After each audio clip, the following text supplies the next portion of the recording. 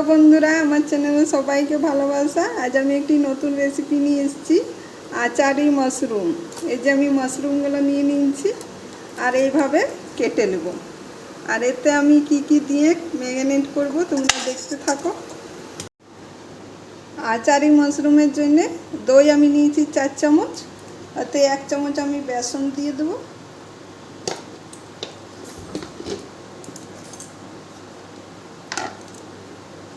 স্বাদ অনুসার নুন দেব, হলুদ দেব, একটু চিলি ফ্লেক্স দিয়ে দেব,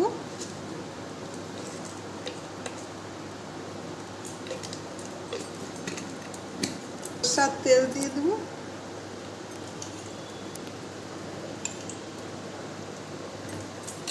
আর আচার দিয়ে দেবো। এই যে স্বাদ অনুসার আচার দিয়ে সব এটা ভালো করে মাখাবো।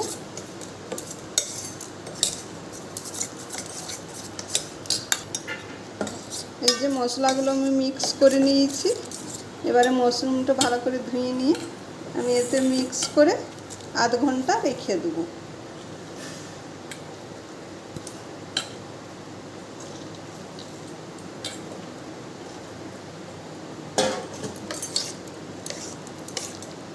এইটা ভালোভাবে আমি মেখে ভালো করে এই যে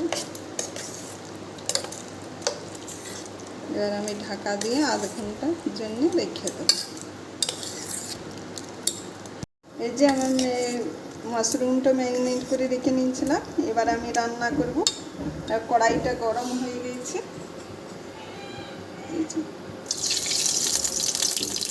তেলটা দিয়ে দিলাম।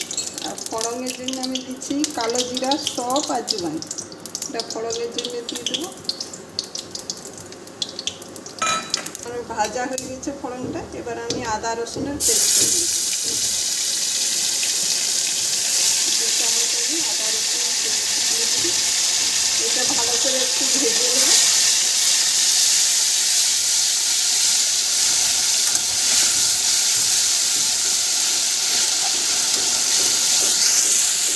রসুনটা আমার আর এই যে আদা রসুনটা আমার ভাজা হয়ে গেছে।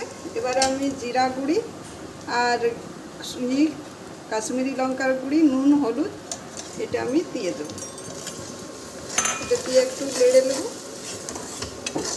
তারপরে এই যে আমি পেঁয়াজ রেখেছি, পেঁয়াজ আর ক্যাপসিকাম। পেঁয়াজটা প্রথমে আমি দিয়ে দেবো। পেঁয়াজটা দিয়ে একটু ভেজে দেবো।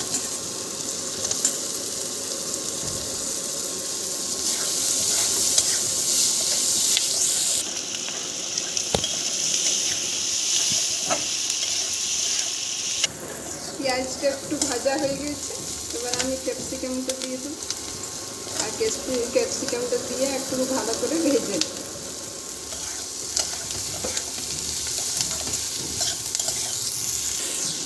এই যে ক্যাপসিকাম আর পেঁয়াজটা আমার ভাজা হয়ে গেছে। এবার আমি মাশরুমটা দিয়ে দেব।